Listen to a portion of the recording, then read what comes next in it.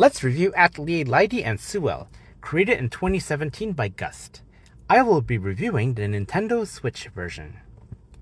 I am a huge fan of the Atelier series thanks to its deep crafting-based system, its cute visuals, and a slice of life stories that are more personal. Even though I have completed over 10 Atelier games, I understand that Atelier games are still niche due to the heavy reliance on crafting and relatively low production value. This game doesn't even have English voiceovers. The story follows twins called Lydie and Suelle, who run a struggling atelier with their widowed father. The twins are self-taught in alchemy and are struggling to pay their bills to the point where they have to eat uni soup every day. Meanwhile, the father is seemingly more interested in painting than providing for the family. Lydie and Suelle have a dream to make their atelier popular, to become master alchemists, and to earn a living. The story isn't bad, but it takes over a dozen hours before the plot picks up. The overall mood of the storytelling feels like a skit-based comedy, which is great for people who enjoy something lighthearted, but it may deprive someone who wants narrative with more substance. This game involves ranking up the alchemist ranking system. Each chapter follows the same basic formula, starting with building atelier reputation, doing the rank up exam, crafting a restoration item, then exploring the world inside a painting.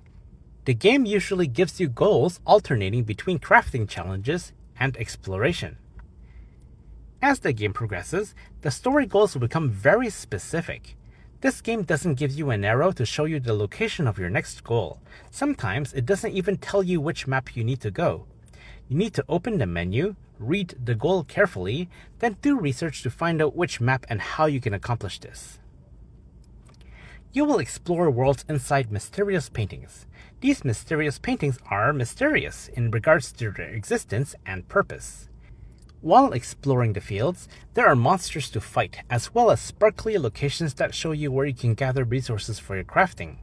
Fighting monsters will also give materials and gold after battle. The battle is a simple, effective turn-based system. Even though it is turn-based, your character's speed affects when your turn comes up, so it's possible for a character to act twice in a row. You can see the top right corner of the screen how close each character is to acting. There are 3 active fighters and 3 reserved fighters.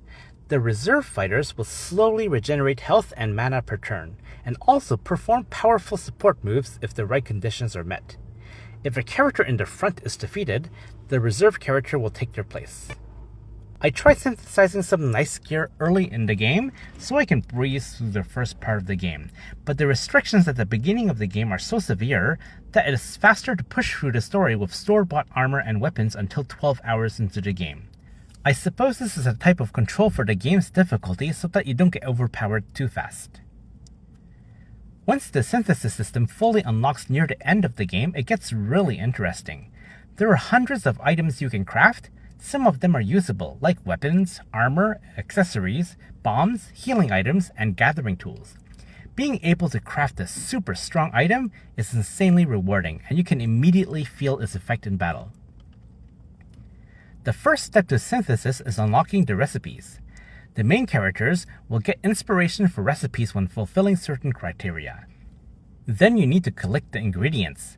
You collect items mainly by going into fields and going to gathering points scattered throughout the field. Finally, you can synthesize the desired item as long as you have the proper alchemy level. During each synthesis, there is a color matching puzzle that you must complete in order to bring out the best qualities of your items. As you insert colored dots, the colored bars on the bottom right corner will fill up which powers up the item. Even if there are 2 ingredients that have the same name, they can have different colors, different shaped pieces, and different traits. This makes each ingredient unique. What are traits, you ask? Traits are positive benefits in an ingredient that can be transferred to a finished product. For example, the trait called Enhance Attack will boost your attack by 3. The graphics are passable, but I can tell the Nintendo Switch is holding back on the game's potential. The reflections look particularly horrible. Just look at the reflection effect on the wall in this scene, or look at the pixels surrounding the character's legs on the ice level. Some effects also look particularly strange, such as blocky-looking lava in the volcano painting.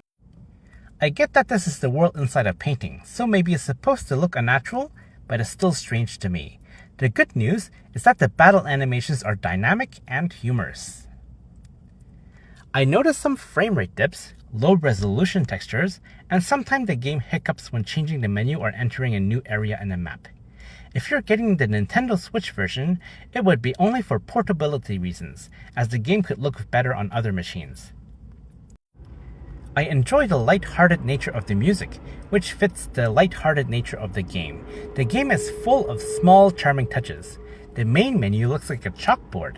You can also read about each ingredient and item, including a fun dialogue of the main characters discussing the item.